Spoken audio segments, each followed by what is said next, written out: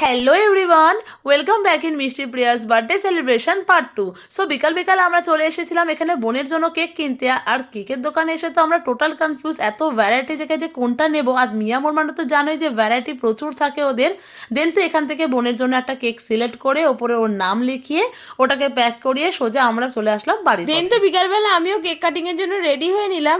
আর তোমরা তো আমাদের দেখে বুঝতেই পারছো আমরা টুইনিং করেছিলাম। আসার সময় তো নিয়ে এসেছিলাম ডেকোরেশনের জন্য অনেক রকমের আইটেম। আর এখানে আমি একটা ওর জন্য নিয়ে এসেছিলাম ছোট্ট একটা ক্রাউন, যেটা আমি ওকে এখানে পরিয়ে দিচ্ছিলাম। কিন্তু ভাইও কলেজ কমপ্লিট করে আমাদের সাথে জয়েন হলো, আর এসে তো আমাদেরকে একটু জ্ঞান দিয়ে নিল। আর আমাদের সাথে তো এরকম ছোটখাটো খুনসুটি হতেই থাকে। এদিকে তো বর্দি ভাই আর ভাই দুজনে মিলে ডেকোরেশনের জন্য বেলুনগুলো ফুলিয়ে নিচ্ছিল।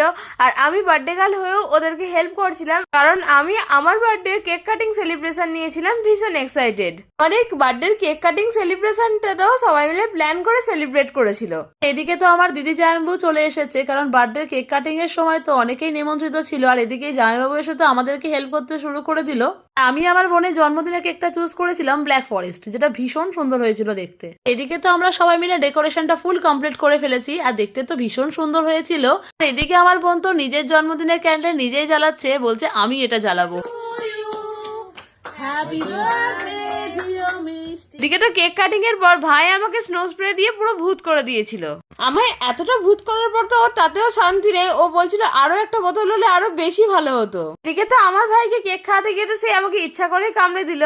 এদিকে তো আমি কেক কাটিং এর পর সবাইকে অল্প অল্প করে কেক খাইয়ে দিচ্ছিলাম। আর যাই বলো, ভাই বোনদের সঙ্গে বার্থডে সেলিব্রেশন করার মজাটাই আলাদা। আমরা ভাই বোনরা যেখানেই থাকি না কেন হই হুল্লোড় করে দিনটা কাটাই, আর তাতে খুনসুটি না থাকলে হয়। এদিকে তো সবাই মিলে বসে পড়েছিল রাতের খাওয়া দাওয়াটা কমপ্লিট করার জন্য। আর যেহেতু বাইকে তাড়াতাড়ি মেসে ফিরে যেতে হবে, তাই তো ওকে দিয়ে আসতে গেছিল মেসে। আর আমি ভেবেছিলাম আমি ওর সাথে যাব, কিন্তু রাত হয়ে যাওয়ায় ভাই আমাকে বারণ করলো যেতে। এদিকে তো ভাইও বেরিয়ে গেল। তারপর তো আমরাও ফ্রেশ হয়ে রাতের খাওয়া কমপ্লিট করে বসলাম একটুখানি পায়েস নিয়ে। আর আমার বার্থডেতে তো আমি দারুণ করে এনজয় করে কাটালাম। আর আমি বার্থডেতে কি কি গিফট পেলাম সেটা খুব তাড়াতাড়ি আমি তোমাদের সাথে শেয়ার করবো।